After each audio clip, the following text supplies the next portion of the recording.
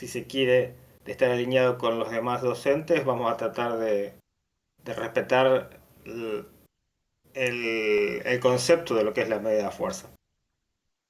En ese sentido, bueno, a menos que haya alguna cuestión rara, esa va a ser mi política, yo lo voy a tratar de... Si hay algún cambio, yo lo voy a tratar de avisar. Así que en general voy a tratar de estar conectado para dar consultas. ¿Mm? Volviendo entonces a lo que es específicamente la materia, voy a hacer como hicimos la última clase, que primero probamos con Jitsi si no andaba bien y después este, cambiamos a Discord y más o menos anduvo bien. La idea es, yo voy a compartir la pantalla y voy a pedir a alguno que comparta también su pantalla para que el límite de 50 personas conectadas al streaming no nos afecte. Como para ir haciendo rápidamente el resumen de lo que fuimos viendo y continuar desde ahí. Como siempre, les voy a ir pidiendo de que si hay dudas, abran el micrófono y me avisen. Que yo cada tanto voy a ir preguntando si se entiende todo o si está todo más o menos en orden, justamente para chequear que la conectividad está funcionando, para chequear que estamos escuchándonos. ¿Se entiende? ¿Hay alguna duda? ¿Algún comentario? Profe. Profe. Buenísimo. Vamos a compartir entonces la pantalla. Espero que esto no se cuele.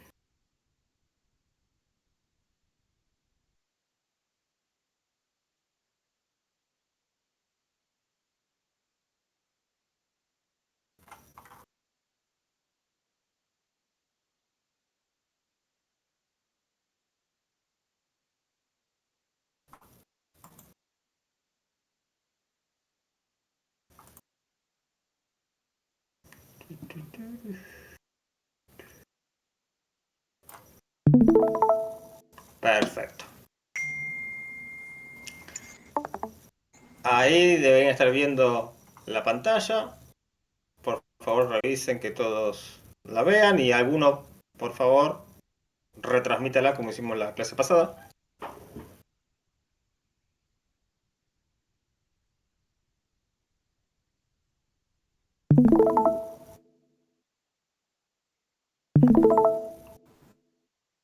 Buenísimo. Y por favor, silencien los micrófonos, así no hay tanto ruido.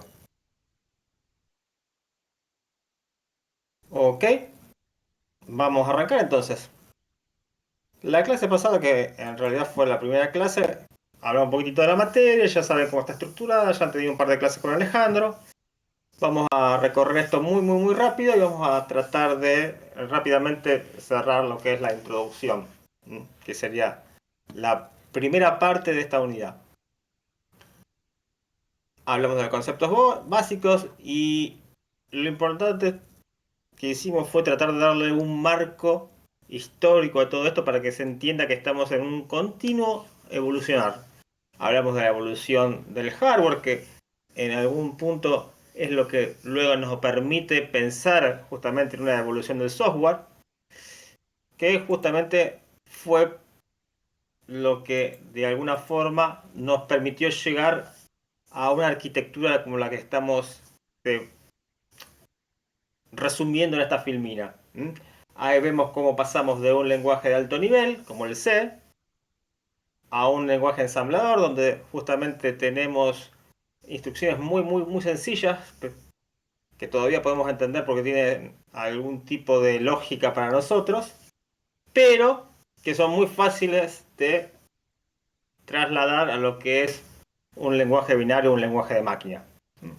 Hablamos un poco de este nivel de abstracciones. Por un lado, desde el punto de vista de ir de alto nivel a muy bajo nivel, y también hablamos del nivel de abstracción desde el sentido del desarrollo de aplicaciones. Vimos que justamente nosotros podemos pensar el sistema que está en una computadora como de tres niveles. El nivel más, de más adentro, el nivel de hardware, que justamente tiene que ver con la parte física de la computadora, el procesador, la memoria, etcétera, etcétera, etcétera. Luego hay una capa de software que es la que gestiona estos recursos de hardware, que es el sistema operativo. El sistema operativo está constituido por un kernel. Aquellos que están familiarizados con Linux, bueno, asociarán el kernel de Linux con el sistema operativo, que obviamente cuenta con muchísimas, si se quiere, funcionalidades de módulos. Módulos para acceder al hardware, para acceder, por ejemplo, a los discos rígidos, a los discos de estado sólidos, para acceder a los puertos de red, para poder justamente recibir teclas del teclado y poder dibujar en la pantalla. Asimismo, como cuestiones que son internas del sistema operativo, como por ejemplo, cómo darle prioridad a los procesos, cómo asignar tiempo de CPU a cada proceso, cómo se maneja sistemas de archivos, etcétera, etcétera. Es decir, todo eso son cuestiones de bajo nivel, pero que están todavía en la órbita del software. En general, en general, los desarrolladores tienden a usar los recursos que nos da el sistema operativo. Esos recursos, vamos a ver que se van a poder acceder a través de llamadas al sistema. Pero en general lo que ustedes van a hacer es justamente elaborar una aplicación que va a hacer uso de librerías. Y en definitiva, esas librerías lo que van a terminar haciendo es ejecutar alguna llamada al sistema para acceder a los recursos. Por ejemplo, si yo quiero leer un archivo, en definitiva lo que voy a estar haciendo es una llamada al sistema operativo para abrir ese archivo y poder leerlo. Es por eso que este pequeño gráfico que está allí, de alguna forma trata de sintetizar esta realidad. ¿Se entiende hasta acá? Sí, profe, perfecto. Perfecto. Gracias por confirmar y gracias por, en cierta forma, confirmar que me escuchan. Sigamos entonces. Justamente en relación con todo esto, vimos algunos otros gráficos que tienen que ver con, de alguna forma, cómo fue toda esta evolución. Hablamos del poder de cómputo, acá estamos también hablando un poco del poder de cómputo y un poco del consumo. Como ustedes saben, el consumo últimamente es un tema de interés, ya que mucha de la evolución que se ha dado tiene que ver con dispositivos móviles y ahí el consumo juega un rol importante justamente por una cuestión de autonomía. Así que es interesante ver cómo ha habido mucho interés en distintas técnicas para optimizar el consumo, desde distintos ángulos, obviamente. Este otro gráfico, en cierta forma, también muestra un poco la evolución y muestra justamente cómo la incidencia de incorporar múltiples cores generó un cambio en la evolución, que es interesante. Es interesante ver cómo a partir de esos cambios y de cambiar la cantidad de cores, algunas otras variables se, se fueron cambiando su tendencia de alguna forma. Y todo esto tiene que ver justamente en cómo poder aprovechar mejor los recursos de hardware, que es un poco la idea. Y que un poco también lo van a terminar de ver con Alejandro el cuatrimestre que viene, cuando puedan ver sistemas más complejos y programación paralela.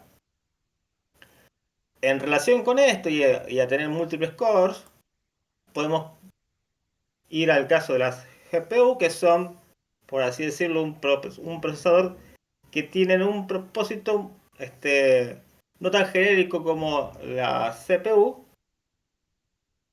están más bien orientadas a dar soporte a los gráficos, por eso es Graphic Processor Unit. Sin embargo, la estructura general de estos procesadores es tal que están diseñados justamente para realizar operaciones sencillas en paralelo. Esto justamente permitió que este tipo de procesadores fueran utilizados no solamente para la parte gráfica, sino para otras partes relacionadas. Machine Learning, por ejemplo, es un buen ejemplo. Este, computación en general que tenga que ver con matrices, sin que tenga que ver propiamente con la parte gráfica, es también muy aprovechada por este tipo de procesadores. Y es también una tendencia, entonces, también cuando vean la parte de programación paralela, van a hacer referencias a este tipo de procesadores. Luego empezamos a hablar puntualmente de la estructura de una computadora. Un segundito, por favor.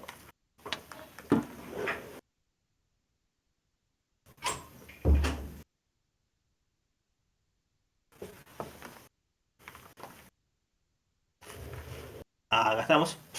Entonces ahí empezamos a ver los subsistemas que componen a lo que conocemos como una computadora. Hablamos de la CPU, que es la unidad central de procesamiento, que contiene tres componentes, lo que es la unidad de control, la unidad de aritmética lógica y la unidad de memoria. Fíjense que probablemente la mayoría de ustedes tenga alguna noción de estos, pero de la forma que lo definimos es interesante entender que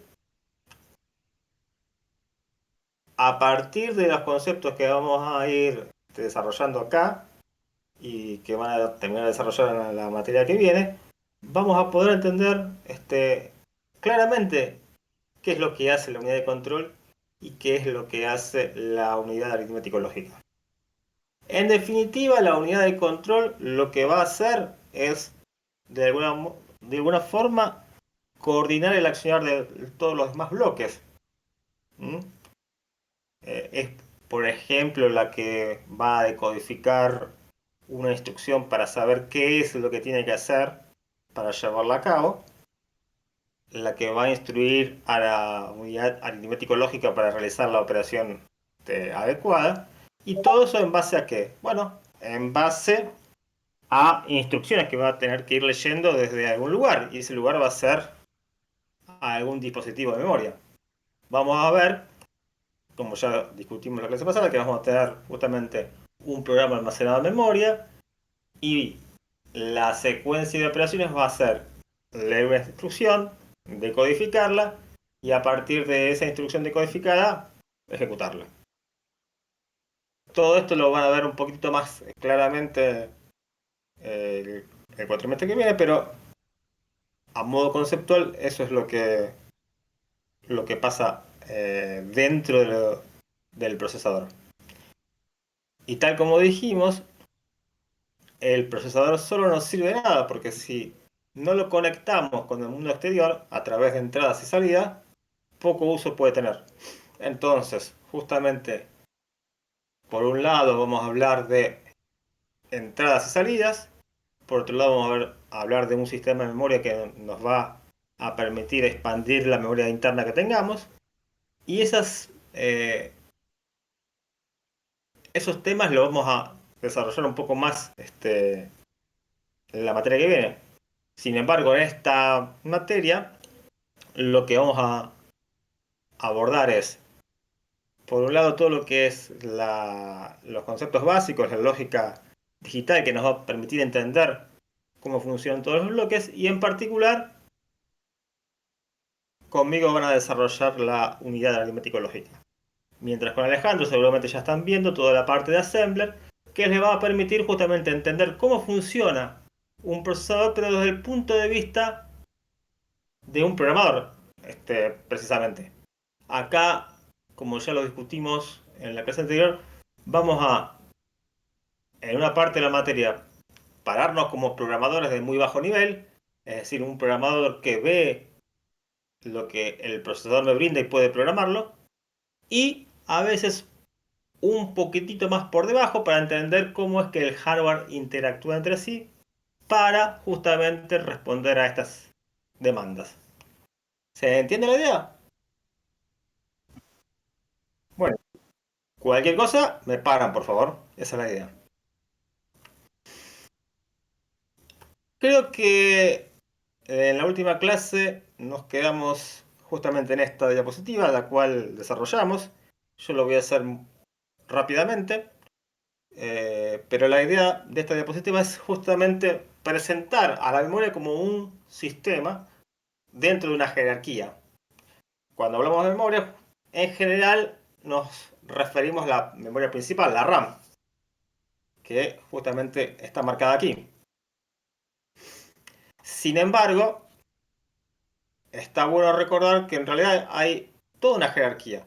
La memoria inicia con los registros del procesador, que ustedes ya están viendo con Alejandro, justamente porque están viendo la parte de assembler, pero esos son, obviamente, elementos de memoria. Y la característica que tienen es que son muy, muy, muy rápidos en el sentido de la electrónica que hay dentro de ellos y en el sentido que están embebidos dentro del procesador. Eso hace que el acceder a la información que está allí es algo inmediato. Luego, un escalón por debajo, está lo que nosotros conocemos como la caché. La caché básicamente es una memoria muy rápida que intenta ser una copia de lo que está en memoria principal, justamente para que sea de más rápido acceso. Nosotros cuando hablamos de la caché la mencionamos como un concepto, pero en general ese concepto se puede repetir varias veces y por eso es que podemos tener distintos niveles de caché.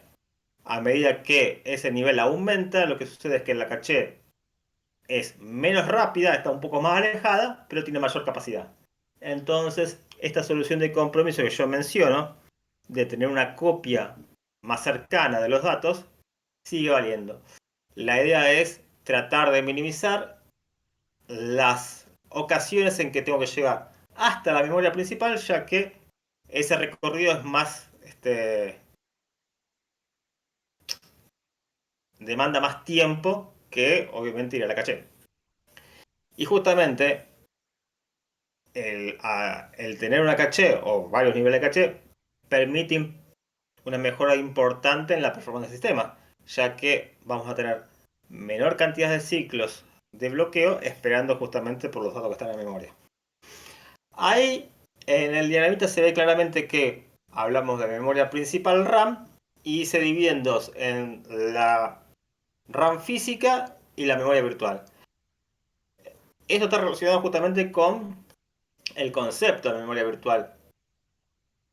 Porque nosotros por un lado tenemos la RAM física, que son justamente bancos de memoria instalados, y que de alguna forma para que puedan ser gestionados, el sistema operativo y el hardware crean una abstracción llamada memoria virtual, y a través de estas abstracciones que se maneja el acceso a estas posiciones de memoria.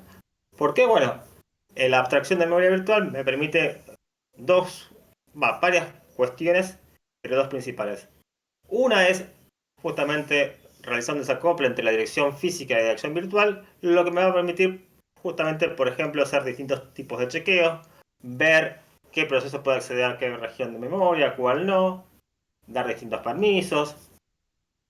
Va a permitir justamente de que si yo quiero aprovechar mejor los recursos de hardware y estoy en una situación donde tengo varios procesos corriendo, no tener todos los procesos en memoria física, porque tal vez es un recurso limitado, y algunas secciones copiarlas directamente a otro tipo de memoria, como puede ser una memoria secundaria, y esto justamente nos permite tener la abstracción de tener una memoria RAM de mayor tamaño. Esto es algo que seguramente todos usamos, tal vez sin darnos cuenta, pero justamente cuando configuramos en Linux un área de swap o tenemos un archivo de intercambio en Windows, básicamente lo que estamos haciendo es usar el concepto de memoria virtual para simular tener mayor memoria de la que realmente tenemos. De nuevo, esto lo vamos a profundizar en el trimestre que viene, pero a modo de, si se quiere, de idea conceptual, creo que sirve. Y Eh, por sí, una algo- consulta. ¿La Virtual Memory sería un paging file, por ejemplo, en el disco rígido? un page. Paging file, que se reserva Exactamente. espacio. A Ah, ver, eso es lo que implementa, es parte de lo que implementa la memoria virtual. La memoria virtual justamente es la abstracción, es tener una dirección virtual que se puede trasladar a una dirección física. Yo de hecho puedo tener mi memoria virtual sin tener un page file, porque son cosas distintas. Justamente, Si yo, además de querer tener esta, este mapeo entre memoria virtual y física, quiero simular tener más memoria física de la que tengo que tener, sí, un archivo de intercambio. ¿Se entiende la idea? Sí. Perfecto. Profe, ¿Sí? una consulta. Con respecto a la memoria caché, yo Sí. sé que, o sea, yo sé que el CPU tiene sus propios registros y sé que después están, bueno, los discos rígidos, está la memoria RAM, o sea, como que lo reconozco fácilmente. Pero la Sí. memoria caché, ¿dónde está? O sea, ¿a partir de dónde sale? Bueno, la memoria de caché, como vemos ahí en el gráfico, podemos tener distintos niveles. Típicamente el nivel uno está ya embebido dentro de la misma pastilla del procesador. Es justamente un área de esa pastilla que está dedicada a caché. Ah, ok. Y obviamente otros niveles pueden estar fuera del procesador, dependiendo de la cantidad de niveles, obviamente. Ajá, o sea, ¿puede estar como un componente aparte de una memoria caché o...? Sí, sí, sí, sí. Depende del procesador, podría tranquilamente, sí. Puedo Ah, tener. ok. Ok, Recordemos también justamente lo que dijimos sobre el tema de que nosotros aquí vamos a abordar una materia que denominamos arquitectura de las computadoras y eso va a implicar que si bien muchos de los ejemplos que nosotros demos van a estar basados en una PC de escritorio, tratamos de ser un poco más generales. ¿Mm? Vamos a hablar del sistema embebido, vamos justamente a tratar de que no todo lo que hablemos sea solamente en el contexto de una PC de escritorio. Y justamente muchas veces por eso es que yo voy a dar una respuesta un poco ambigua en ese sentido. Por ejemplo, en un sistema embebido vos vas a tener la caché embebida dentro del SOC y lo único que vas a tener afuera es una unidad de memoria principal. Pero esto justamente puede variar de computadora a computadora, pensando en computadora como algo mucho más amplio que solamente una PC de escritorio. ¿Estamos? ok, perfecto, listo. Buenísimo. Profe, a mí no me quedó bien clara la diferencia entre la RAM física y la memoria virtual. Perfecto. Es claro que no te va a quedar del todo claro en este punto, porque eso lo vamos a abordar el cuatrimestre que viene. Lo que sí es importante que entiendas es que, por un lado, yo tengo la memoria física, que son los 4 GB, 8 GB que yo tengo en mi PC, pero el sistema operativo, para acceder a eso, lo va a hacer no directamente usando la dirección en cuestión, sino que va a hacer una especie de traslación, va a trabajar con direcciones virtuales. ¿Esto por qué? Justamente porque al trabajar con direcciones virtuales yo me abstraigo de la posición física real de esos elementos. Y esto me va a permitir incorporar estas cuestiones que yo te mencioné. Por un lado, poder decir que este área de memoria está reservada, que esta área de memoria es accesible para este proceso, pero no para este otro. Y también me va a posibilitar esto otro que mencionamos, de simular tener una memoria física, una memoria RAM mucho mayor que la memoria física real. Es decir, yo tengo una memoria RAM de 4 GB, pero si yo activo, no, de hecho cualquier sistema operativo moderno tiene lo que es memoria virtual activado, pero si yo activo el área de swap, puedo simular tener en lugar de 8, 16 GB de RAM. Y esto me va a permitir correr más procesos en paralelo. Obviamente esto va a ir a expensas de performance, porque yo ahora, en lugar de acceder a la memoria RAM, en algunas ocasiones voy a estar accediendo al disco rígido o al disco de estado sólido que tenga. Y eso obviamente implica una mayor demora. Es por eso que cuando yo tengo muchos procesos corriendo, muchos programas levantados, muchas veces yo empiezo a ver que el acceso al disco rígido se hace en forma permanente por más que yo no esté haciendo nada. ¿Eso por qué? Porque el sistema operativo está tratando de justamente mover pedazos de memoria que están en el disco rígido a la memoria RAM, justamente para poder ejecutar código relacionado con ese proceso. ¿Se entiende el Perfecto, profe. concepto? Sí, sí, sí. Eh, Después, los detalles los vamos a ver el cuatrimestre que viene, pero está bueno tener, digamos, una idea general en este Sí, sí, a sentido. grandes rasgos. Ujú, esa es la idea. Gracias. ¿Alguna otra pregunta, duda? Buenísimo. Hasta ahora, ¿cómo venimos con el tema del audio y el video? No, 10 puntos, creo que no se cortó nunca. Por mi parte Buenísimo. también. Perfecto. Sigamos así entonces. Y fíjense que en la base de la pirámide tenemos distintos dispositivos de memoria que denominamos memoria secundaria. Generalmente está relacionada con almacenamiento permanente, por eso vemos discos rígidos, discos sólidos, discos removibles. Incluso incorporamos ahí lo que serían los network storage, es decir, todos tipos de almacenamiento.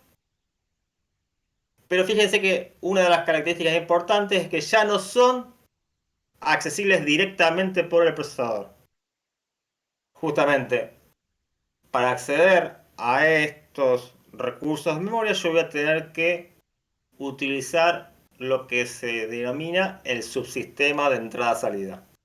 ¿Por qué? Bueno, las capas de arriba, el procesador las puede acceder directamente a través de una instrucción.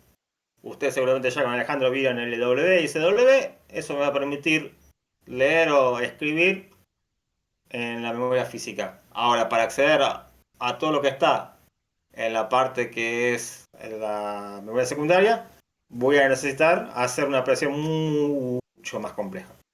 Y justamente es por eso que esto lo vamos a ver en la unidad siguiente, no en la unidad siguiente, en la materia siguiente, cuando veamos todo el subsistema de entrada-salida. ¿Dudas? ¿Preguntas? ¿No? Perfecto. Sigamos entonces. Ahora vamos a ver un poquitito cómo es esto de la memoria principal. Años atrás profundizamos mucho más en esto, pero esto ya lo mencioné en la clase pasada y está bueno reiterarlo para que estemos todos en sintonía.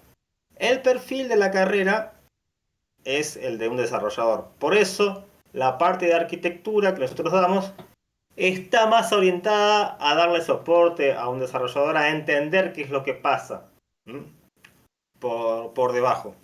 Justamente en miras de darle herramientas y que sea un mejor desarrollador. Esto está muy ligado a lo que es electrónica, muy ligado a lo que es sistemas digitales. Nosotros no vamos a profundizar en todo eso. Por eso es como que en algún punto muchas de las cosas que vamos a mencionar van a parecer miras conceptuales. Sin embargo, entendemos con Alejandro que aún tener una idea conceptual de lo que pasa ayuda a entender en muchos casos algún problema de rendimiento, en muchos casos algunos problemas de limitaciones a la hora de querer hacer ciertas o implementar ciertas soluciones de hardware. Así que en ese sentido tenemos que verlo. Y en ese sentido es que justamente presentamos también esta filmina. Fíjense que hay, de alguna forma, sintetizamos una complejidad muy grande que hay entre la conexión entre el procesador y la memoria en este pequeño dibujito. Y ahí que vemos que el procesador se conecta a la memoria a través de tres bases. Un bus de direcciones, como su nombre indica, lo que va a pasar por ese bus es un conjunto de bits que van a ser interpretados como una dirección. ¿Eso qué va a hacer? Entonces va a permitir que a partir de esa dirección el decodificador que está dibujado acá. ¿Ustedes ven cuando yo muevo el puntero? Creo que sí, ¿no? Sí, sí. Perfecto. El decodificador que está acá en función de la dirección que viene por este bus va a seleccionar alguna de estas líneas. Y estas líneas justamente van a poder ser leídas o escritas. La operación, si es de lectura o de escritura, va a depender de lo que venga por el bus de control. Entonces, si la operación es de escritura, lo que debería pasar es que el procesador en el bus de datos coloque datos a escribir, por el bus de direcciones indique en qué posición los quiero escribir y por el bus de control indique la operación de escritura. En el caso de lectura, la idea sería que el procesador utilice las direcciones para elegir una posición, envíe la orden de lectura, a partir de lo cual la memoria justamente debería encontrar la posición adecuada y el contenido de la memoria colocarlo en el base de datos. A partir de que está en el base de datos, el procesador lo podrá leer. ¿Se entiende la idea? No entendí muy bien qué hace el Sí. bus de control.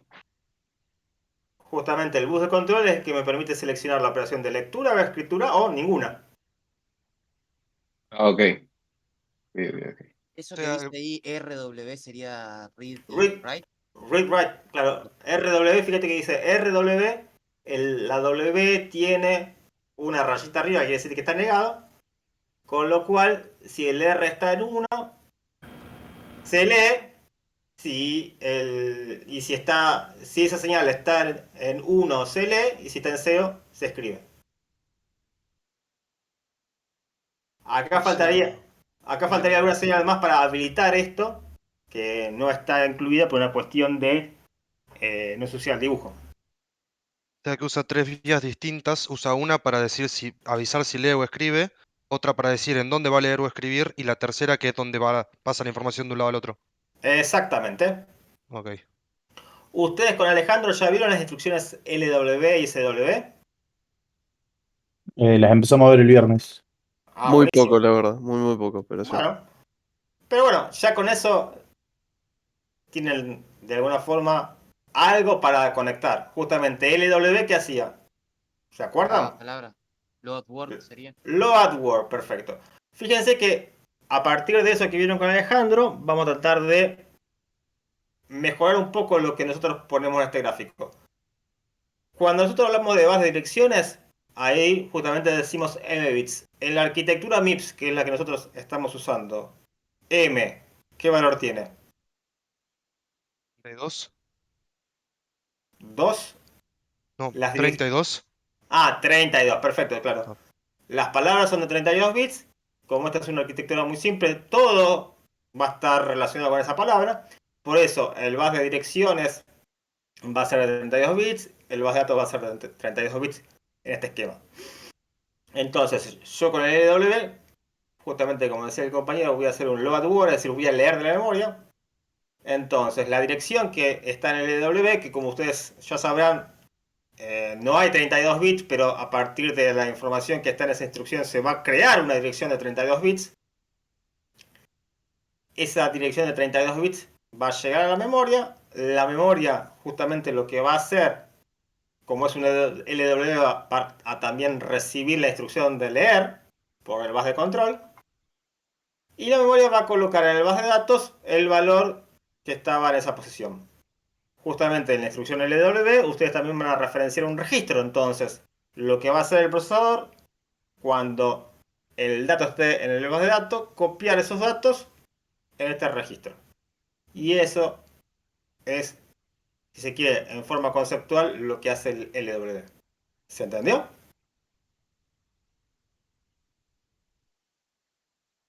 Sí, profe. Perfecto.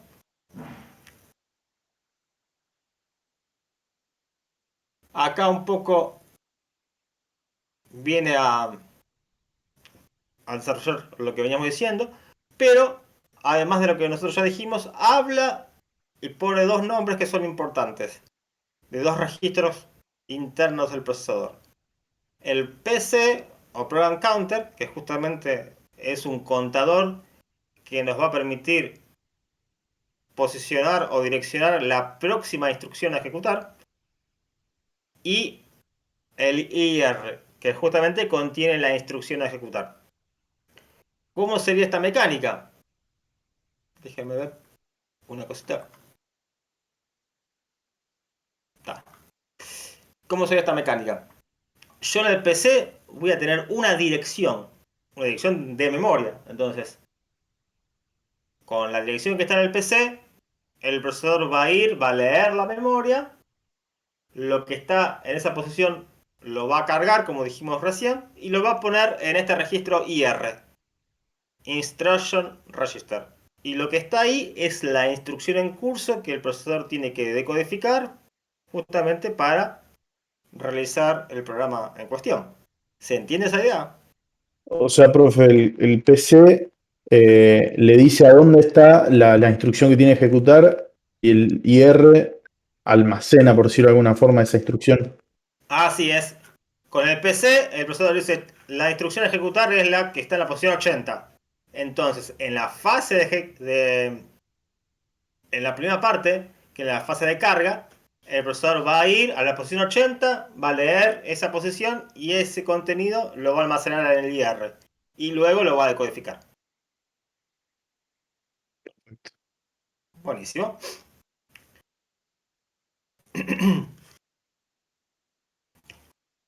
Fíjense que acá un poco está descrito esto.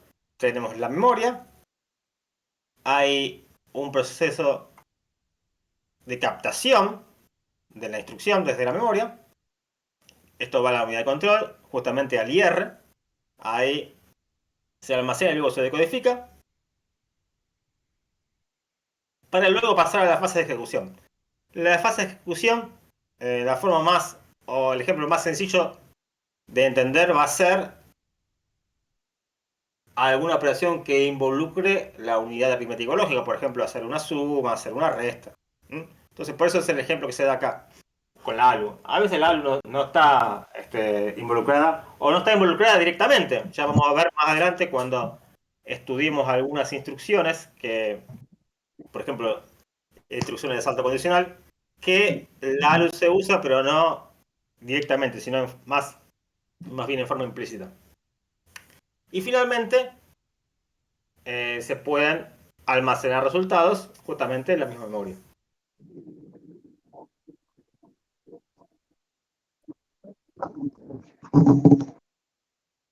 Aquí, básicamente, hay alguien que tiene el micrófono abierto y se está escuchando un poquitito de ruido. Por favor, ciérralo. Aquí, básicamente, tenemos 7 puntos que definen un poco más detalladamente todo lo que yo fui describiendo, que es cómo funciona el procesador, cómo funciona la CPU. Fíjense, el primer punto, pone la próxima instrucción de la memoria en el registro de instrucción. Cambia el contador del programa para que apunte a la instrucción siguiente. Es decir, cambia el PC para que ya apunte a la próxima instrucción. Determina el tipo de instrucción, que ya es parte de la decodificación, es decir, qué tipo de instrucción es, si es una instrucción LW, SW. Si la instrucción usa una palabra de memoria, determina dónde está, es decir, calcula la dirección de memoria, porque como ya vamos a ver, en la instrucción vamos a tener algunos bits, pero no vamos a tener 32 bits para referenciar a una dirección de 32 bits, sino que a partir de la información que tenemos en la instrucción y alguna otra información que tendremos por ahí dando vuelta, calcularemos la dirección de 32 bits. Copia la palabra, si es necesario, en un registro del procesador, ejecuta la instrucción y vuelve al principio. Es decir, este es un ciclo infinito. Es lo que se hace con cada instrucción. Se la obtiene de memoria, se la codifica y en función de lo que pide la instrucción se ejecuta y se vuelve al principio. ¿Se entiende la idea? Sí, profe. Buenísimo. Vamos a la siguiente entonces. Y acá volvemos un poco, ya que entendimos el concepto básico de cómo se ejecuta un programa y cuáles son los grandes bloques que componen el procesador. De nuevo a tratar de entender este conjunto de abstracciones que nosotros vamos haciendo a la hora de abordar esta materia y abordar todo lo que es el desarrollo de software, si se quiere. Esto está relacionado con justamente las filminas que vimos anteriores, pero acá ya hay un grado mayor de detalle. Fíjense que empezamos de un nivel muy bajo, que habla ahí de la física y de los electrones, hasta un nivel alto donde se habla ya de programas. Fíjense que nosotros en esta materia vamos a hablar un poco de la parte de circuitos y compuertas, más de compuertas que de la parte de circuitos. Ya después de bloques tipo sumadores, multiplexor y memorias, para entrar en la parte de microarquitectura y set de instrucciones. Es decir, nosotros vamos a rondar estas capas de esta estructura de abstracción. Obviamente en la materia de sistemas operativos ustedes van a ir a abordar principalmente esta capa y obviamente van a estar relacionadas con la capa de más abajo. Y por último, en las otras materias más orientadas a la parte de programación, ustedes justamente van a abordar las capas superiores, desde los lenguajes de programación, algoritmos y aplicación propiamente dicha. Esto, de alguna forma, reafirma lo que mencionamos anteriormente, de que la parte de electrónica y un poco la parte de compuertas la vamos a ver de una forma muy conceptual, porque implica realmente mucho tiempo y conocimiento de física poder abordar bien estas últimas capas. Nosotros nos vamos a enfocar en lo que sería la parte del medio.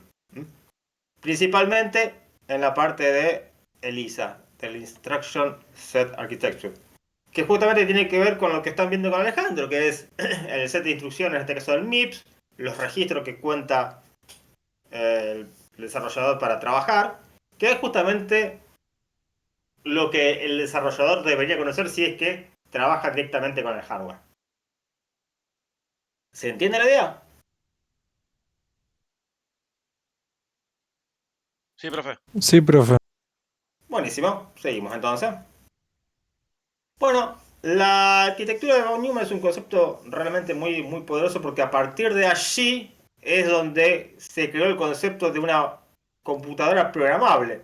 Porque antes de esto era como que el programa estaba embebido en el hardware, por lo cual si yo quería una nueva lógica tenía que cambiar el hardware. A partir de tener un programa almacenado en memoria, es que yo gano en esta flexibilidad.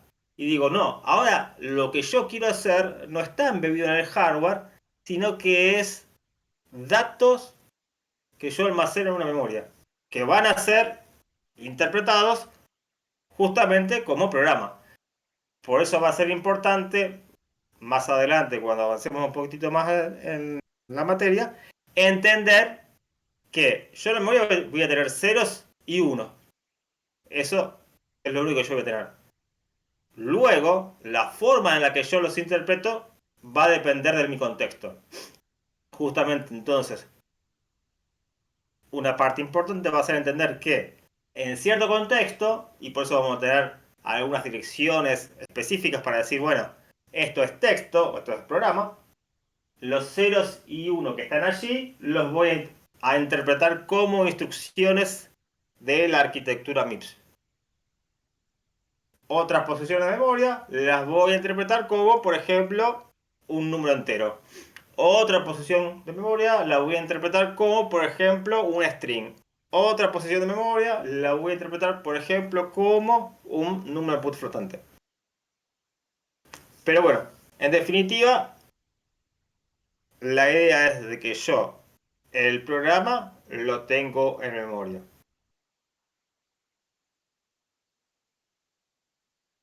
Para que esto funcione, para que esta arquitectura tenga sentido, yo necesito dos cosas. Un juego de instrucciones, que eso va a ser ELISA. Eso me va justamente a, de alguna forma, a delinear las capacidades de mi computadora, lo que ella puede hacer. Y esto me va a permitir de crear un programa como una sucesión de este tipo de instrucciones.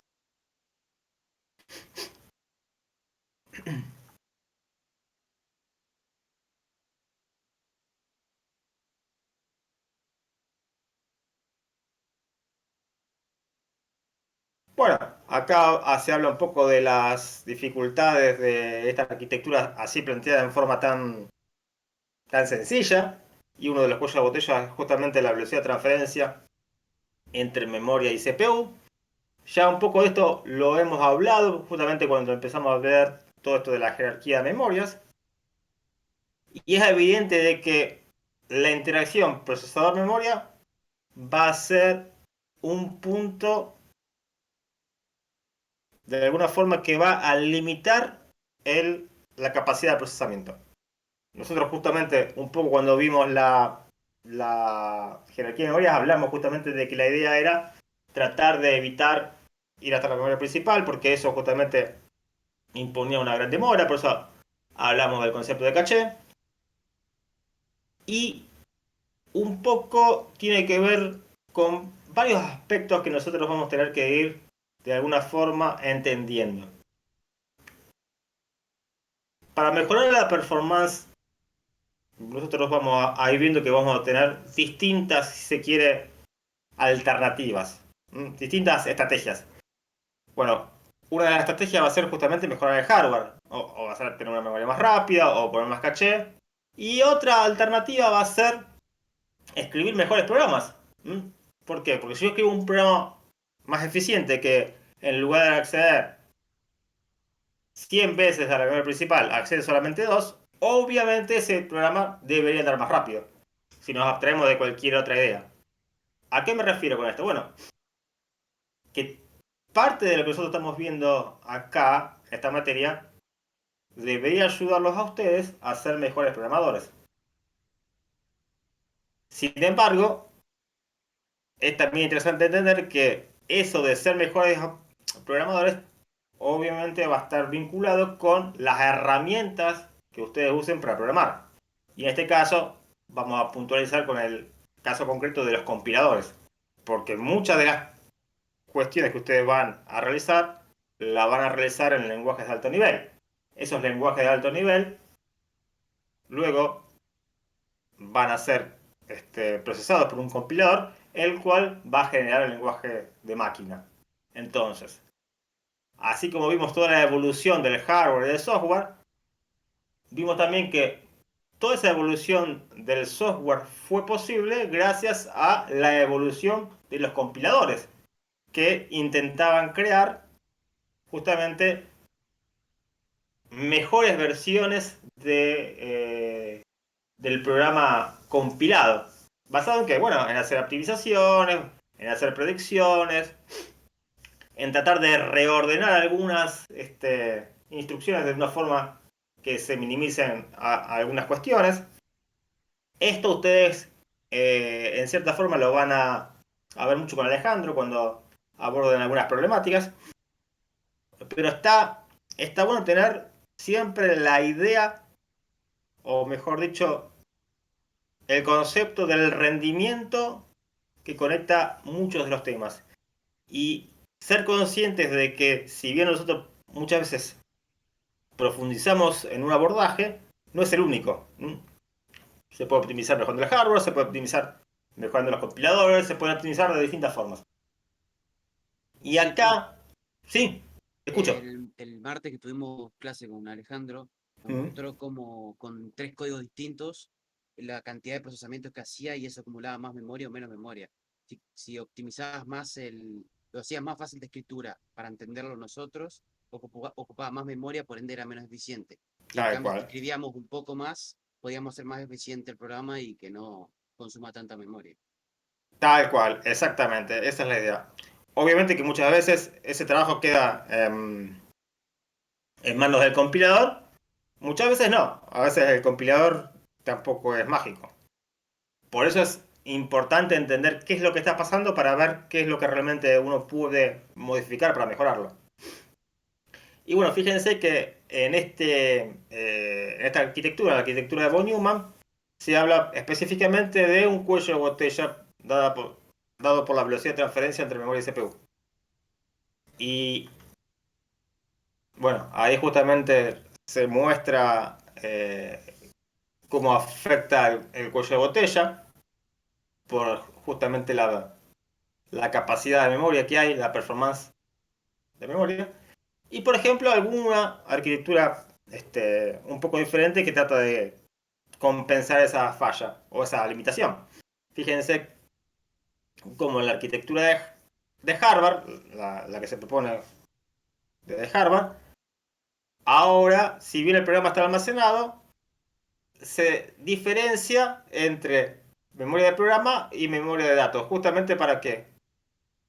Para tratar de optimizar estos accesos. Esto es simplemente a modo de ejemplo, cómo se puede optimizar. Esto no quiere decir que se generen dos memorias distintas. Fíjense que con el tema de la introducción de caché, yo esto mismo lo puedo implementar teniendo caché de programa y caché de datos, que es lo que en general sucede. Continuando con todo esta idea, si bien nosotros ya lo hemos hablado, está bueno sintetizarlo en una filmina, y es que cuando nosotros hablamos de computadora, estamos hablando de muchas cosas distintas. Y ahí hay solamente algunos ejemplos. Estamos hablando de servidores que pueden estar en data center, así como de un teléfono celular, así como un pequeño dispositivo de electrónico hogareño, como un lavarropa, que acá no hay, pero también tranquilamente podría haber. Entonces, hoy por hoy el concepto de computadora es muy amplio. Los conceptos básicos se aplican a todos ellos. Obviamente depende del caso particular. La situación es distinta y por ende, si bien el concepto básico es el mismo, cómo se implementa y a qué se le da más importancia cambia. Por ejemplo, en un data center, obviamente el espacio no es tan importante como en un dispositivo móvil. El consumo de un dispositivo móvil justamente es mucho más crítico por la cuestión de autonomía que en el caso de un data center. En el caso de un data center, probablemente yo no necesite una placa de audio ni nada de eso. Sin embargo, en un celular o en una computadora de escritorio sí voy a necesitar la funcionalidad de audio. Entonces, hay distintas necesidades, distintas expectativas de cada uno de los sistemas, y en función de eso, bueno, obviamente se toman ciertas soluciones de compromiso. ¿Dudas o comentarios? ¿No? ¿Se entiende todo entonces? Sí, profe. Profe, el otro día lo escuché directamente que decían la definición de computadora es todo lo que se pueda reprogramar, o sea que vos puedas hacerle un programa de vuelta y que corra en un hardware determinado. Así que es más amplia de lo que estamos hablando encima, la definición. Y sí, digamos, lo que vos decís es real. Sin embargo, justamente para los fines de la materia nosotros los vamos a acotar a este tipo de computadoras que estamos mencionando, porque justamente el concepto es mucho más amplio como concepto. Sí, Totalmente sí. de acuerdo. Si lo hacemos andar en una computadora, lo vamos a poder hacer andar en cualquier lado después. Esa es la idea. Sigamos un poquito más. Y bueno, volvemos a lo que es el juego de instrucciones. Ahí ya un poco ustedes esto ya lo están viendo con Alejandro. Vieron un poco el tema del assembler. En particular nosotros estamos usando la arquitectura MIPS. Seguramente ya Alejandro les explicó un poquito por qué. Es una arquitectura conocida, es muy sencilla. Es bastante, si se quiere, bastante prolija, y eso hace que sea fácil de explicar.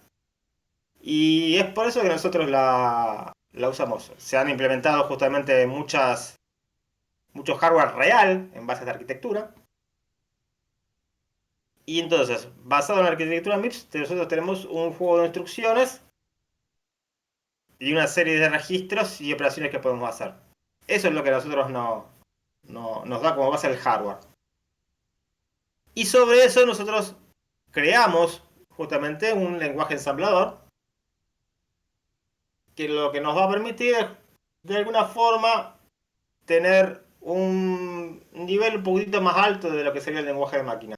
Y ahí aparecen estas instrucciones como la que ustedes vienen con Alejandro, SW, ADD, la idea que es tener ciertos mnemónicos y cierta forma de realmente poder escribir algo que sea más o menos legible, pero que a la vez pueda ser fácilmente traducible al lenguaje de máquina. Y eso es lo que ustedes están viendo con Alejandro. Y un tema interesante que tiene que ver justamente con el por qué nosotros elegimos la arquitectura MIPS, tiene que ver con la diferencia entre una arquitectura RISC y una arquitectura CISC. La arquitectura RISC tiene la premisa de un conjunto de instrucción reducido, por eso la R de Reduced Instruction Set, en contrapartida con la CISC, que es de un conjunto complejo de instrucciones, por eso la C de Complex Instruction Set. ¿Cuál es la idea? Bueno, las arquitecturas CISC son más viejas porque de alguna forma intentaban hacer que la brecha entre el lenguaje ensamblador y el lenguaje y no entre el lenguaje ensamblador y el otro lenguaje, porque no había. Entonces, que la brecha entre el lenguaje ensamblador y el programador sea lo más chica posible. Justamente porque para permitir que el programador pueda ser más eficiente. Entonces, por eso trataban de dotar o crear muchas instrucciones para facilitarle la vida al programador. ¿Qué fue lo que sucedió? Bueno, siguiendo con esta idea, se hizo cada vez un conjunto de instrucciones mucho más complejo, una arquitectura mucho más compleja, que muchas veces no presentaba todas las, si se quiere, las ventajas que se estaban buscando. Porque así como el hardware fue evolucionando, también los compiladores fueron evolucionando y apareciendo. Entonces se pudieron crear estos lenguajes de más alto nivel que eran luego traducidos por los compiladores. Entonces, justamente, al aparecer los compiladores y al haber mucho trabajo en relación con estos, y al permitir justamente mover la complejidad a los compiladores, se pudo repensar lo que era la arquitectura de las computadoras para realmente tratar de hacer foco en la eficiencia. ¿Y con esto qué se vio? Bueno, se estudió y se comprobó de que crear computadoras con un set de instrucciones reducido, pero que fuera más eficiente, hacían que la computadora en general fuera más eficiente. Y se comprobó también justamente de que a partir de estas premisas, lo que yo me ahorraba en lógica digital, porque tenía un hardware menos complejo, lo podía invertir en agregar más memoria, ya sea registros, ya sea caché interno, y esto mejoraba todavía más la performance. Entonces, ya en la década del 80 y pico, las arquitecturas RISC fueron ganando popularidad y fueron de alguna forma desplazando las arquitecturas CISC. Justamente la arquitectura CISC más popular es la Intel 8086.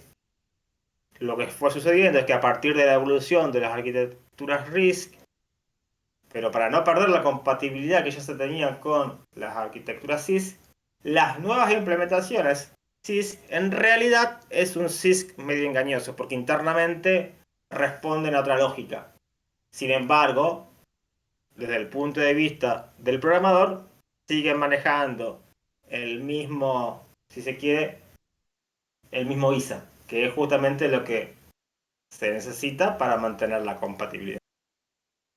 Entonces, cuando yo comparo, como se ve aquí en la filmina, una arquitectura CISC con una arquitectura RISC, yo veo, por ejemplo, de que en una arquitectura RISC, tal como lo es MIPS, todas las instrucciones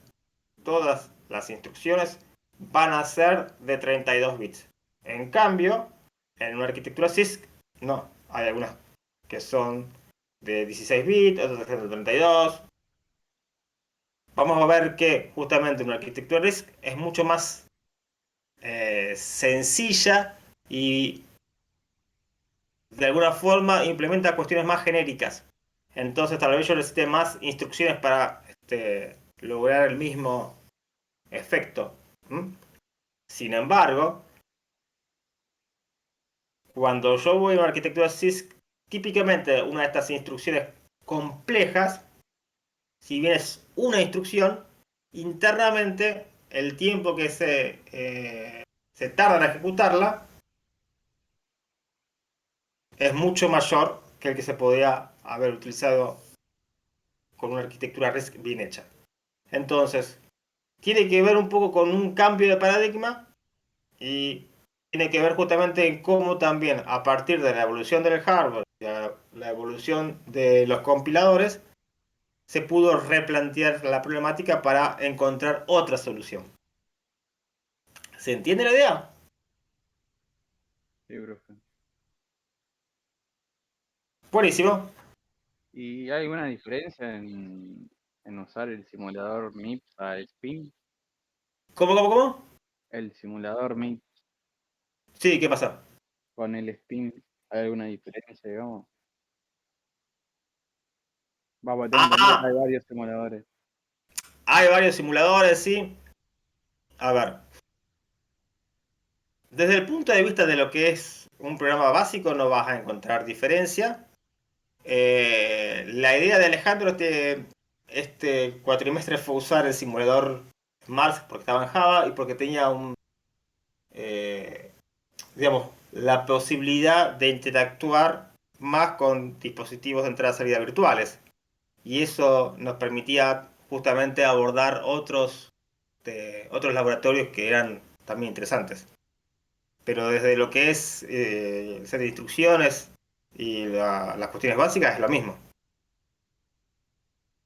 Gracias. No, por favor. Bueno, acá justamente se dan algunos ejemplos de arquitectura CISC y RISC. La ARM es una arquitectura muy popular, igual que la MIPS, que son ambas RISC. La x86, justamente como recién dijimos, es la arquitectura CISC más popular dentro de nuestro ámbito. Aquí, bueno, justamente un poco lo que yo les mencioné, que en la década de los 80 empezaron a tomar preponderancia de este tipo de arquitectura a partir de los estudios de distintas universidades. En el caso de MIPS fue desarrollado, como dice ahí, en la Universidad de Stanford. ¿Mm? Y bueno, acá básicamente simplemente hace un pequeño raconto de lo que es el procesador MIPS, justamente para que de alguna forma quede, quede claro que no es una arquitectura que no tuvo hardware real, sino que bueno, justamente la arquitectura MIPS, y obviamente después versiones más modernas del procesador que nosotros vamos a ver, eh, tuvieron desarrollos comerciales. Por ejemplo, la arquitectura MIPS siempre fue muy popular en lo que son routers, ¿m? Y fue también usada en algunas consolas de juego como la Nintendo 64 y la PlayStation 2, creo.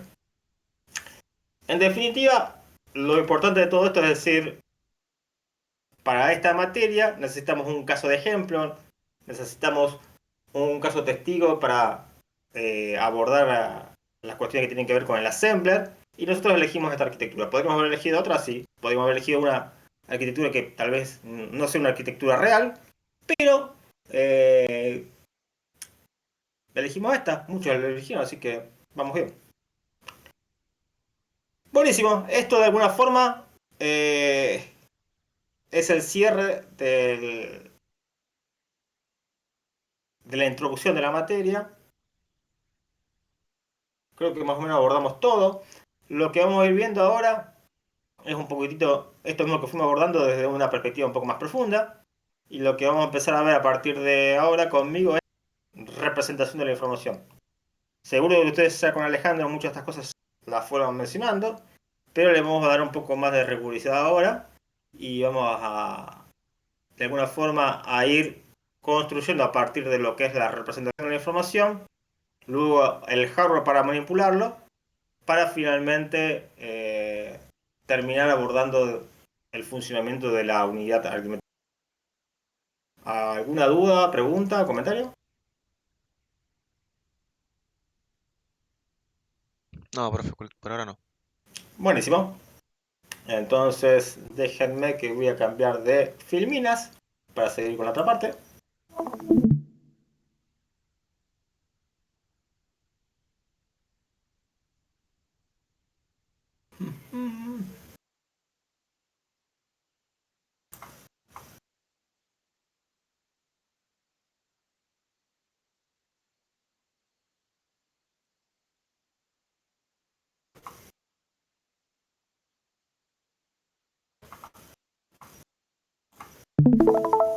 Muy bien.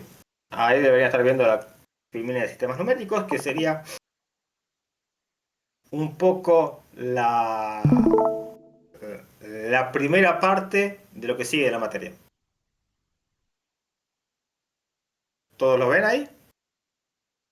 Sí, profe. Sí, señor Buenísimo. profe. Generalmente, históricamente, yo arrancaba con esta unidad mientras Alejandro daba la parte de introducción. Este año, charlando con Alejandro, pensamos que era mejor hacerlo distinto para que ustedes vayan abordando toda la parte del simulador lo antes posible. Hay alguien que tiene abierto el micrófono, no sé si lo puede cerrar porque yo escucho mucho ruido. Andrés Chávez, ¿puede ser? Ahí está, gracias.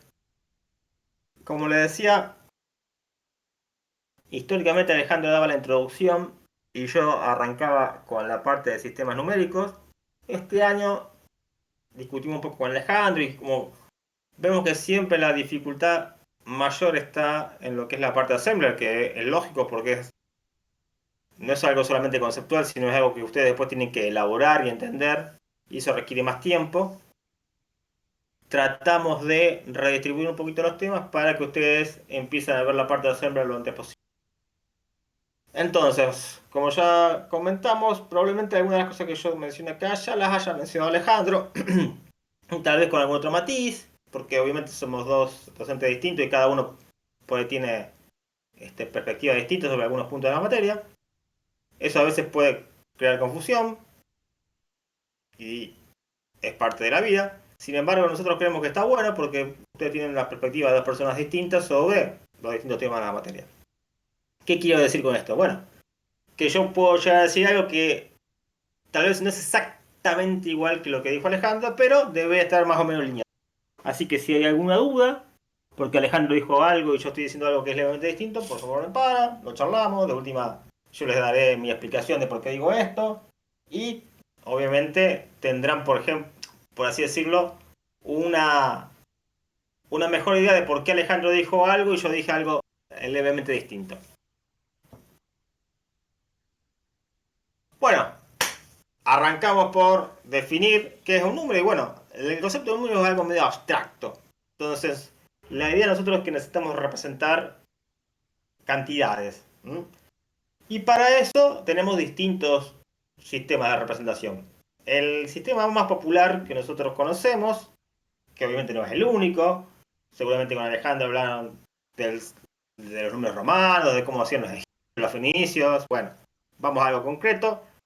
Lo que nosotros estamos habituados a ver son sistemas posicionales en donde tenemos una secuencia de dígitos y cada dígito está ponderado por un peso que lo da su posición.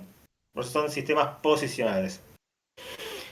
Fíjense que en el sistema posicional que nosotros estamos usando es de base 10, por eso cada dígito tiene 10 posibles valores, yendo del 0 al 9. Y según su posición tenemos unidades, centenas y así hasta el infinito. Entonces cuando nosotros hablamos de un número, la forma en que lo representamos es justamente a través de estos dígitos que están ponderados por su peso. Fíjense de que el valor que representa ese número, justamente lo calculo como el aporte de cada uno de estos dígitos ponderados por el peso. Y fíjense justamente de que nosotros hablamos de que teníamos un sistema en base 10. ¿Por qué? Bueno, como ya lo habrán discutido con Alejandro, porque yo creo que escuché en alguna de sus clases, porque tenemos 10 dedos. Obviamente que hay otros que están basados en otras bases, por ejemplo, la base 12 o cualquier otra. Pero en realidad, el que nosotros usamos en el día a día es el sistema base 10. Sin embargo, en el contexto de arquitectura de las computadoras y en el contexto de arquitectura principalmente, pero en el contexto de computadora en general, vamos a ver que no es el más popular. ¿Por qué? Bueno, y eso tiene que ver de nuevo con algo que ya mencionamos en la introducción, la conexión entre el software y el hardware. Yo lo que necesito es algo que lo pueda representar fácilmente en hardware. Y dada el estado actual del hardware, lo que puedo representar muy fácilmente son dos estados, 0 y 1. Justamente a partir de la implementación lógica digital con transistores que trabajan en corte de saturación, que me permite justamente modelar dos estados, 0, 1, abierto o cerrado, verdadero o falso. Entonces, ergo, vamos a necesitar, en el contexto de las computadoras, hacer uso de un sistema que no va a ser de base 10, sino que va a ser... Y aparece entonces un sistema binario, con las mismas características, un sistema posicional, donde voy a tener dígitos, pero van a ser dígitos binarios, o sea que cada dígito va a tener dos valores posibles, o 0 o 1. Y esto justamente, como dijimos, va a poder ser muy fácilmente traducido en hardware. Vamos a tener justamente un transistor en corte con saturación que va a representar un 1 o un 0. Sin embargo, a la hora de manejar números en base 2, vemos que es muy engorroso. Justamente cuando yo tengo que describir el contenido de 32 bits, tengo que escribir 32 dígitos, lo cual es bastante engorroso. Es por eso de que nos ayudamos con alguna otra representación que me ayude a simplificar estas cuestiones. Y ahí aparece, por ejemplo, la base 16, que es bastante popular en este sentido porque me permite comprimir la notación. ¿Por qué? Bueno, porque 16 es una potencia entera de 2. Al ser una potencia entera, yo lo que voy a notar es de que voy a poder comprimir 4 dígitos binarios en un dígito hexadecimal. Entonces, en lugar de 32 bits, voy a tener que escribir solamente 8 dígitos hexadecimales. ¿Se entiende la idea?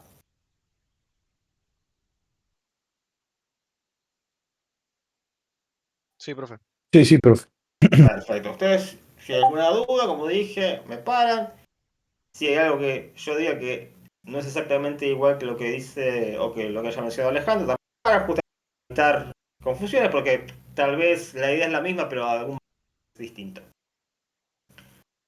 Sigamos entonces. Fíjense, y esto es importante, y lo definimos por eso ahora, de que la idea va a ser representar información. Nosotros, cuando hablamos de información, hablamos de muchos tipos de información. Pueden ser números, pueden ser letras, audio, video, todo es susceptible de ser representado. Entonces vamos a ver que justamente para representar la información lo vamos a tener que convertir de alguna forma a algo binario, algo que va a ser una secuencia. Nosotros vamos a focalizar siempre en esta parte de la materia en lo que es la representación de números y texto. En la parte de audio y video la vamos a ver, no sé si la van a ver más adelante en alguna otra materia, pero bueno, también es lo mismo, se transforma de alguna forma en una secuencia.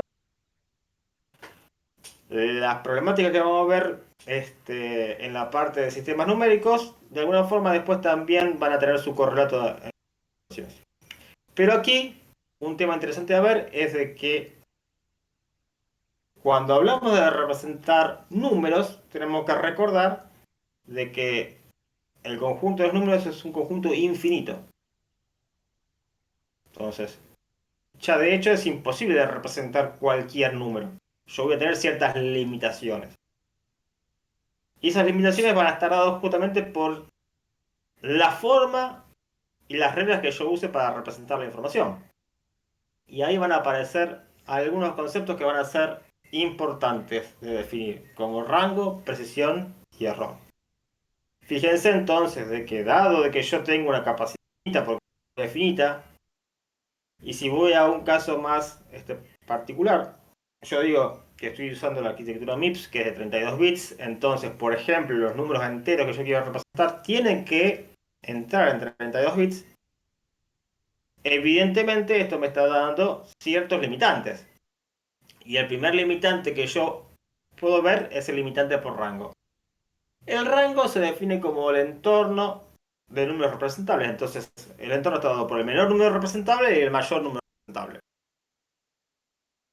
Por ejemplo, a mí siempre me gusta en esta parte de la materia hacer ejemplitos en base 10 para que sea fácil de entender y después, de última, si hace falta, pasar algún ejemplito en base 2.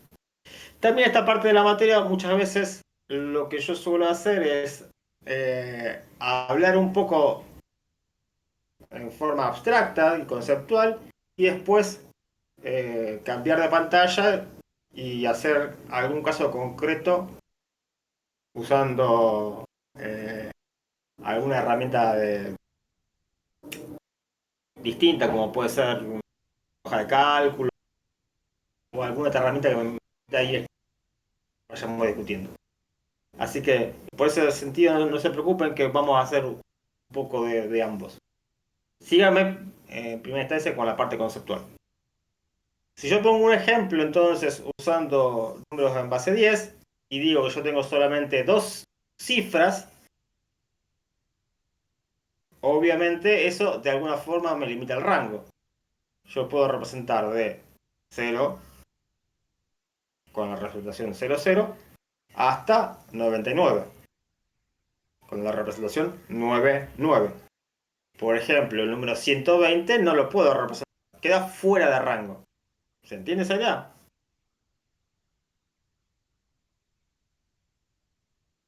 Sí, profe. Perfecto. Esa parece trivial. Fíjense que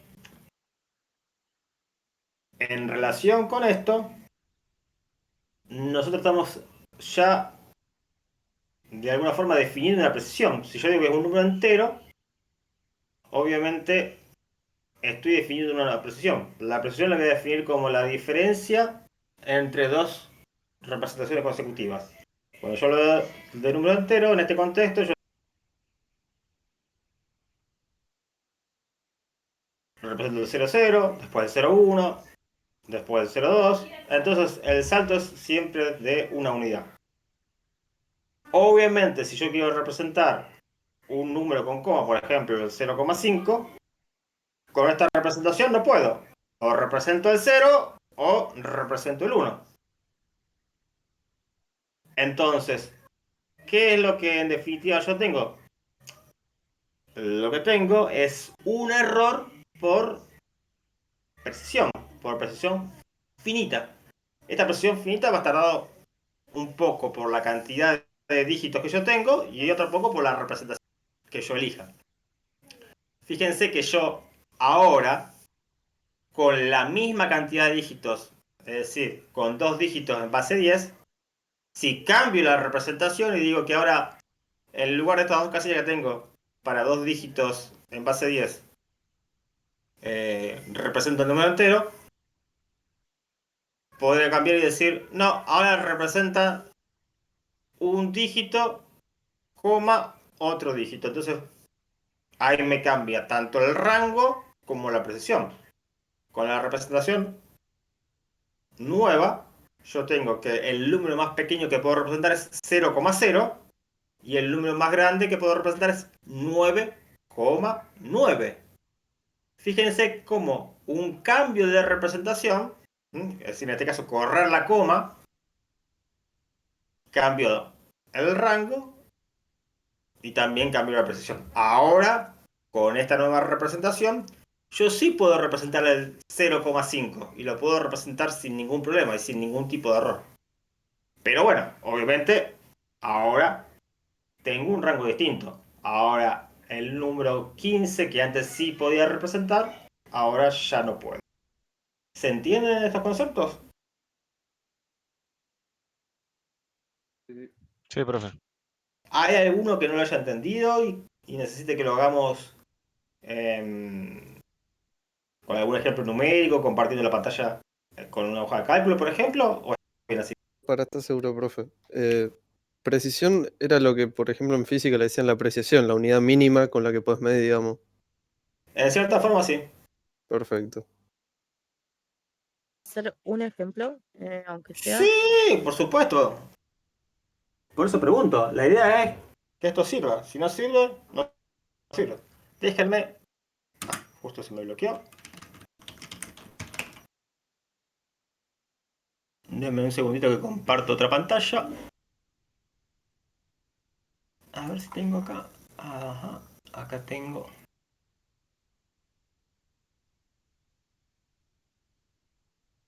Perfecto. Déjenme que en lugar de compartir la ventana.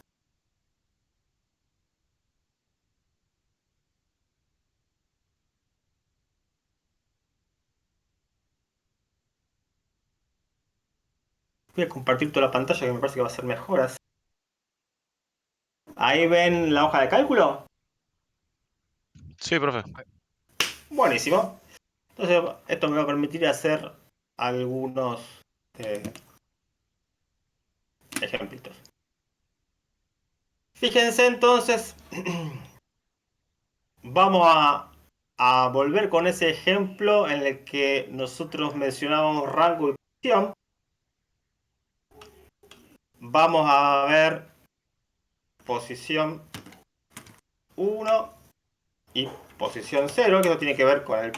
No, posición 0, disculpen. Entonces, tengo dos posiciones para un dígito en base 10. Vamos a ver en este ejemplo en donde yo voy a hacer que en el caso 1 yo tengo número entero. Entonces, el mínimo número representable dijimos que era 0, 0, ¿cierto? Y esto se traduce como... disculpen. No. Se traduce como un 0. Y el máximo número representable es 99, que se traduce como un 99. Acá, ¿qué sucede? Tengo, si se quiere, el rango que va de 0 a 99 y la precisión de cuánto es. Entonces, si ponemos rango,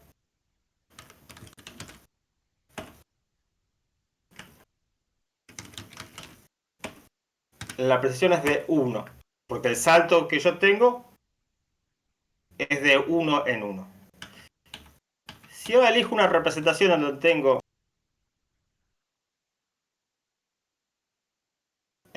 un dígito parte entera, un dígito fraccionario,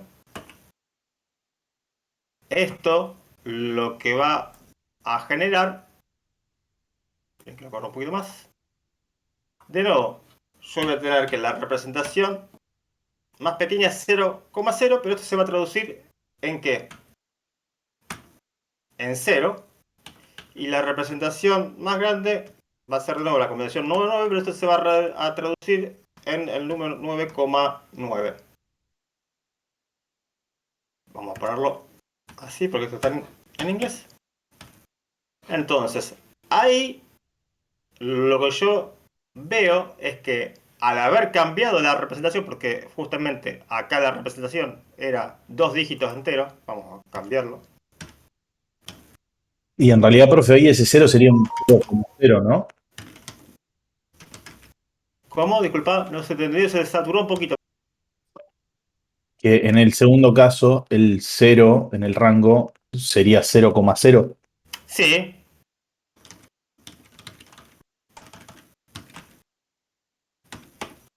Vamos a ser más precisos, así no hay malos entendidos.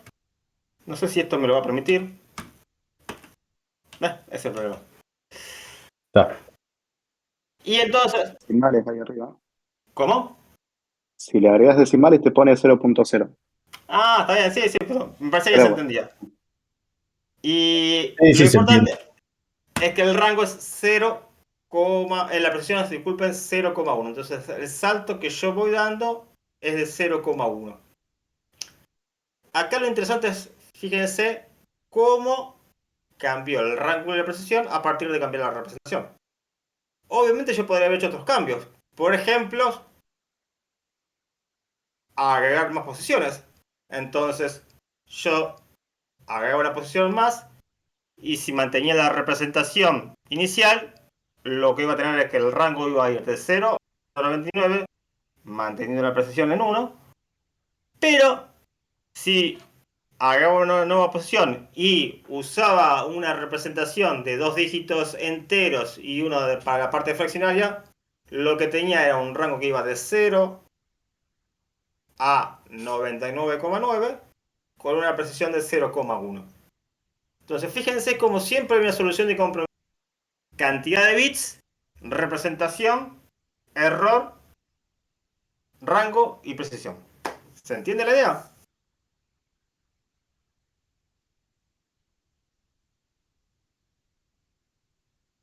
Sí, profe.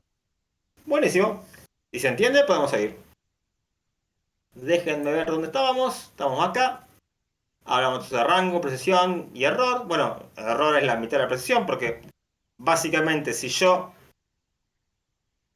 en el ejemplo anterior quería representar 0,5 y tengo solamente números enteros, o represento un 0 o represento 1. Eso es lo más cercano que puedo representar. Y va a tener un error de 0,5, que es la mitad de la precisión. Si yo tengo que representar un 0,8, seguramente voy a representar un 1, porque eso me va a dar un menor error. Voy a estar más cerca del 0,8 si pongo un 1 en lugar de poner un 0. ¿Se entiende la idea? Entonces, siempre el error es la mitad de la precisión porque ese sería el máximo error que yo puedo cometer. Pasemos a la siguiente.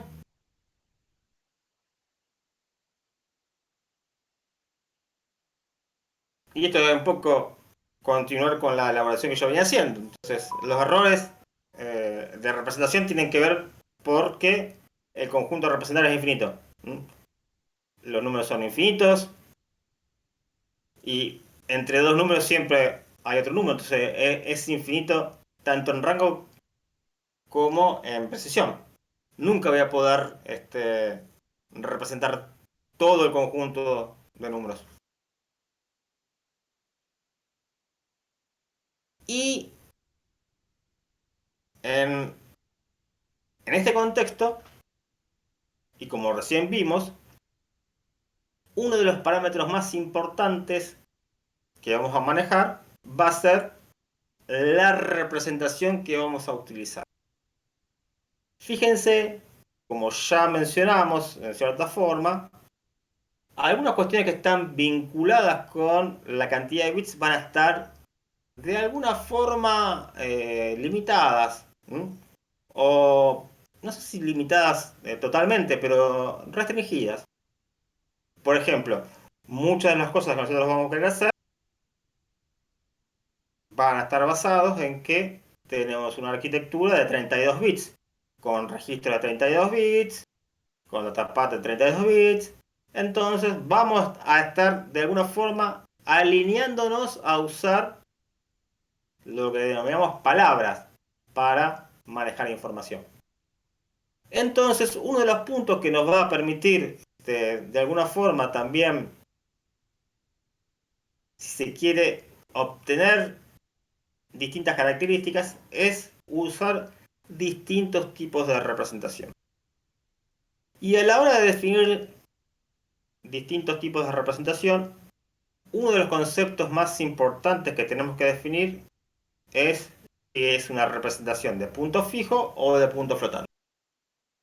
Básicamente una representación en punto fijo, que es la más simple de entender y la que vamos a empezar a usar, simplemente implica que la separación entre la parte entera y la parte fraccionaria está siempre en el mismo lugar. ¿Mm? Por ejemplo, los números enteros, de los ejemplos que vimos anteriormente, y los números con comas del ejemplo que vimos anteriormente, son representaciones distintas, pero son representaciones, porque dentro de una representación siempre la coma estaba en el mismo lugar. Si yo hablo de los números enteros, es una representación en punto fijo.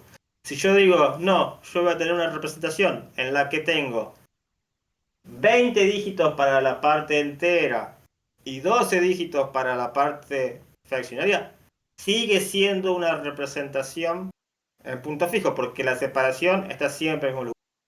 El caso más habitual es justamente el de los números enteros, donde la separación está justamente bien al final y no tengo ninguna parte fraccionaria. Una alternativa a las representaciones en puntos fijos es la representación en punto flotante, esa la vamos a ver, donde la idea va a ser de alguna forma obtener una mejor solución de compromiso. Que bueno, vamos paso por paso, arrancamos con punto fijo y lo importante de esta precisión es que es simple y que la precisión es constante en todo el rango. O sea que yo tengo el mismo salto cuando estoy cerca del cero que cuando estoy muy alejado del cero. ¿Se entiende eso?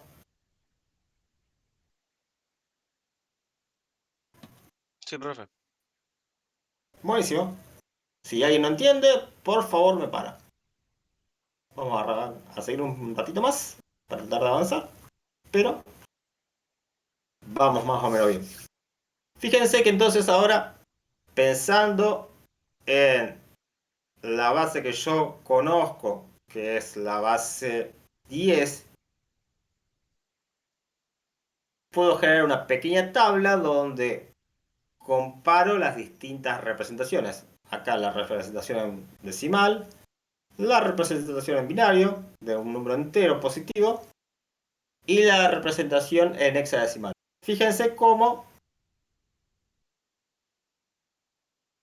a partir de un número en base 10 puedo escribir una representación que justamente representa lo mismo pero en otra base, en este caso en base 2. Y fíjense cómo pasar de base 2 a base hexadecimal es inmediato. Yo agrupo 4 dígitos binarios y puedo escribir un dígito hexadecimal, tal como dijimos al principio. Es una forma que nosotros vamos a encontrar habitualmente para comprimir la notación binaria. Además, es seguramente lo que ustedes ven en el simulador, la mayoría del tiempo, la mayoría de las veces, dígitos hexadecimales. Fíjense entonces justamente que al ser la base de 16 potencia entera de 2, me permite esta fácil transición de una base a la otra.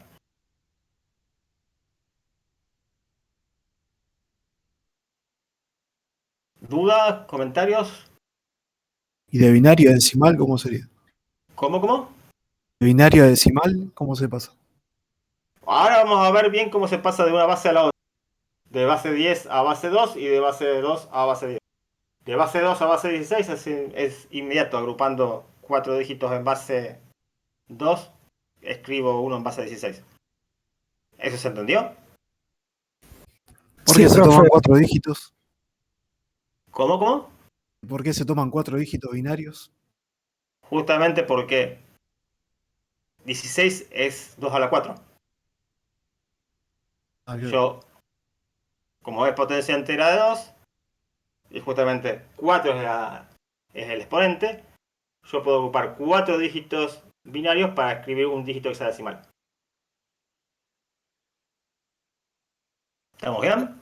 O sea, yo tengo una consulta. O sea, lo que nosotros imprimimos a veces como direcciones de memoria que están hexadecimal, si estuviese escrito en binario sería un choclazo porque... Serían 32, claro, 32 bits. Exactamente. O sea, y sería 4 veces más grande que lo que nosotros vemos. El número. ¿Cómo 4 veces más grande?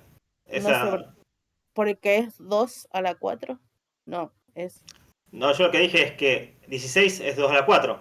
Ahí va. 16 es potencia entera de 2. El exponente es 4. Justamente por eso ese 4 es la relación entre la cantidad de dígitos binarios que yo uso para representar un dígito hexadecimal. Por eso justamente acá hay 4 dígitos binarios que equivalen a un dígito hexadecimal. Acá hay 4 dígitos binarios que equivalen a uno hexadecimal. Ahí va. Gracias. Entonces justamente vos en el simulador vas a ver una secuencia de 8 dígitos hexadecimales que si los transforman en binario, justamente tendrían que ser 32, porque cada dígito hexadecimal representa 4 dígitos binarios. ¿Se entiende la idea? Sí. Perfecto. Entonces un hexadecimal es un byte, ¿puede ser? No. ¿Cómo? Un dígito hexadecimal es un byte.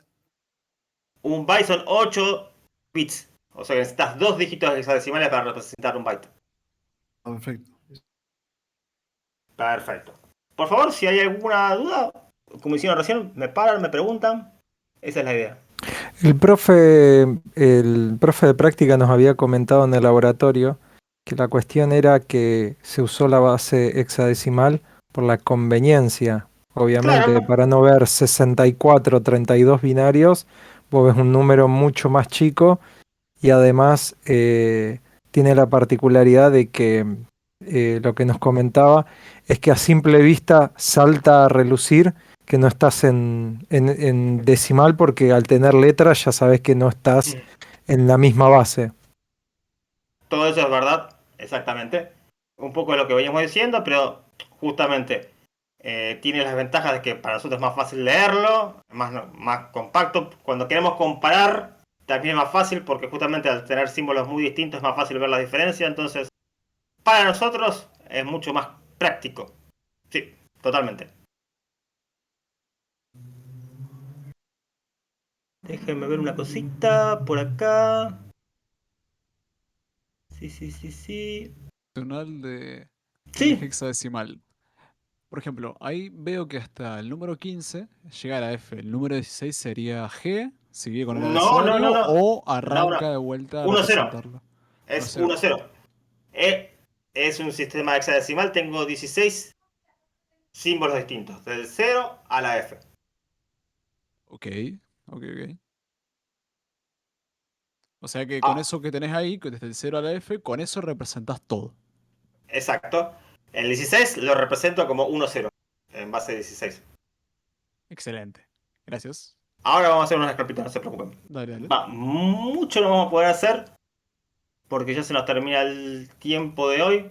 Sí quería hacer algunos ejemplitos justamente en la hoja esta de cálculo.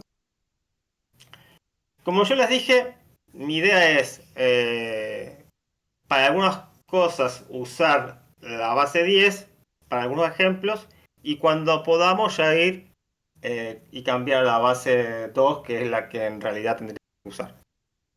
Una de las cosas que tenemos que ver es cómo pasar de base 10 a base 2 y viceversa. Y eso está de alguna forma relacionado con la definición de un sistema posicional que nosotros mencionamos anteriormente. Vamos a hacer un ejemplito muy sencillo para pasar de base 10 a base 2. Y con eso vamos a ir cortando. La clase que viene vamos a retomar a partir de acá para repasar esto y empezar a abordar justamente cómo se representa no solamente los números enteros positivos, sino los números enteros negativos y otros tipos de números. Pero bueno, ahora que ya definimos un poco lo que es la representación de números y cómo se comparan las distintas representaciones en base 10, base 2 y base 16, vamos a ver cómo pasar de una base a otra. Por ejemplo, si yo tengo el número 14, que ahí en la tablita ya vimos cómo se puede representar en base 2, pero la pregunta es, ¿cuál sería la mecánica para encontrar esa representación? Bueno, la mecánica está basada justamente en la base en la cual yo quiero representar. Como lo quiero representar en base 2, tengo que ir dividiendo por la base, en este caso 2, sucesivamente y tomando los restos. Es decir, tengo un número 14. Si lo divido por 2, ¿cuánto me da? 7. 7. 7. ¿Y el resto? 0. 0. 0, perfecto. Si ahora al 7 lo divido por 2, ¿qué me da? 3,5. 3,5. Me da parte entera 3 y resto 1. 1. Si el 3 lo divido por 2, 2 y resto 1. Perdón. 1 y resto 1. 1 y resto 1, perfecto. Fíjense que yo a partir de esto lo que hice fue generar una secuencia de ceros y 1. Esperen que voy a ir pintando acá, que me gusta pintar. Si yo los leo de aquí para acá, encontré la representación del 14. Fíjense que dice 1, 1, 1, 0. Si vamos a la tablita, el 14 es 1, 1, 1, 0. Si quieren podemos hacer lo mismo con otro número, con el 27 por ejemplo. Siempre que nos dé, perdón, interrumpí. Sí. No, por favor, si esa es la idea, interrumpí cuando quieras. Siempre que nos dé resto es un 1, o sea, indistintamente de cuál sea el número que dé como resto. A ver, no te entendí. Por ejemplo, si yo divido el 7 por 2, me da 3,5. Es división entera, entonces siempre voy a tener resto 0 o 1. Como estoy dividiendo por 2, el resto va a ser 0 o 1 siempre. Listo, eso era lo que preguntaba, gracias. ¿No sería 0,5 el resto? No, porque es división entera, entonces yo siempre tengo resto 0 o 1. No estoy haciendo división exacta. Estoy haciendo división entera. Entonces por eso tengo. Si te queda resto, pones 1 para representar que te quedó resto y 0 en caso de que no te quede nada.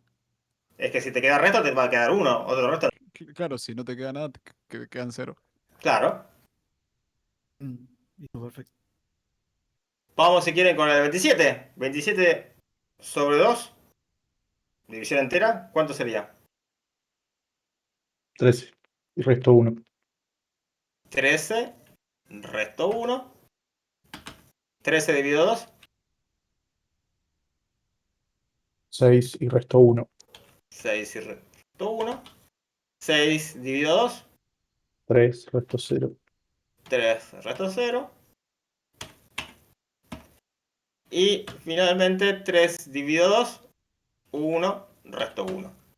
Y de nuevo, como dijimos anteriormente. ¿Cuándo es que se resta 0 y cuándo es que se resta 1? Me quedó esa duda.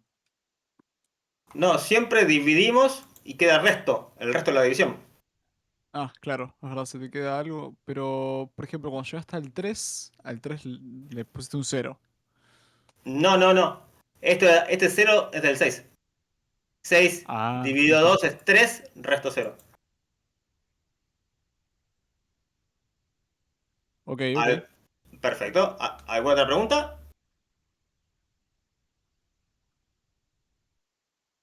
¿No? Buenísimo. Fíjense ahora, entonces, y con esto cerramos ya, cómo pasar de un número en base 2 a un número en base 10. Que es súper sencillo. Vamos a hacerlo con el número, estos que escribimos recién acá. Dijimos que el 14 era 1, 1, 1, 0. ¿Cierto?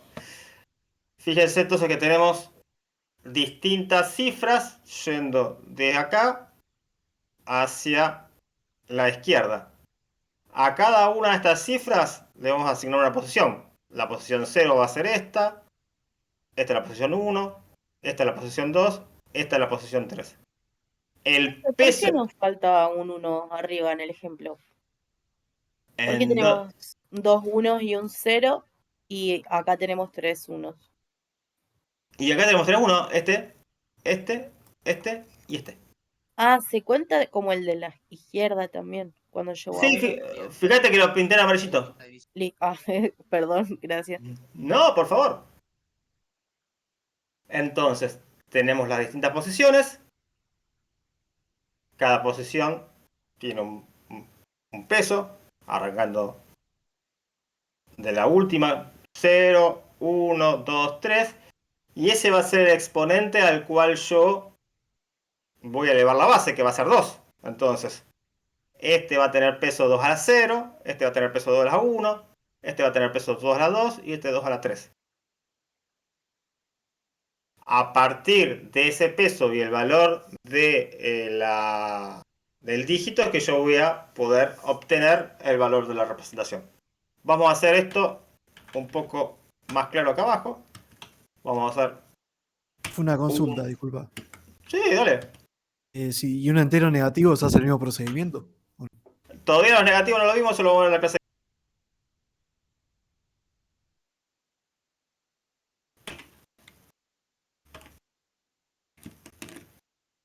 Esto sería así. 2 a la 1. 2 a la 2. 2 a la 3. Miren que esto no me gusta como está así, porque se me centró por el otro lado, porque es texto. 2 a la 0, ¿cuánto es? 1, 1. 2 a la 1. 2, 2. 2 a la 2. 4, 2. Esto es 2 acá. Esto es 4, muy bien. ¿Y esto? 6, no, 8. 8, muy bien. Las potencias de 2 las vamos a tener que cambiar. Acuérdense, 1, 2, 4, 8, 16, 32, 64, 128 y así, hasta el infinito y más allá. Pero esto nos va a servir ahora justamente para calcular el valor de este número. Fíjense que ahora voy a multiplicar el dígito por el peso. El dígito por el peso. El dígito por el peso. El dígito por el peso. Tengo 1 por 8 más 1 por 4 más 1 por 2. Es decir, 8 más 4, 12 más 2, 14. Y es justamente el número que yo había usado como ejemplo inicialmente. O sea, fíjense que pasar de base 10 a base 2 es muy sencillo, y pasar de base 2 a base 10 también es muy sencillo. ¿Se entiende? ¿Hay alguna duda? Profe, una consulta. Sí. Cuando representamos el 27, o sea que lo pasamos a binario, Sí. ¿se tiene que completar con ceros a la izquierda para que te queden 2 de 4? Ajá, muy bien. Acá está buena la pregunta en distintos sentidos. Justamente, si yo después lo quiero representar a este número en hexadecimal, necesito 2 dígitos. Y como dice el compañero,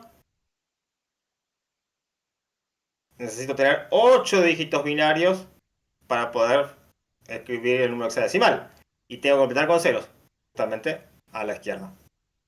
También es importante entender que nosotros ahora estamos haciendo una cuestión que es puramente matemática, si bien es base 2 es puramente matemática, y esto después va a estar escrito seguramente en un registro. Y cuando esté en un registro, yo tengo 32 posiciones siempre. Yo escribo un 14, pero son 4 bits, pero de alguna forma tengo que representar eso en 32 bits. Y con qué relleno los bits restantes va a depender de la representación. Eso lo vamos a terminar de entender en la clase que viene con otros tipos de representaciones.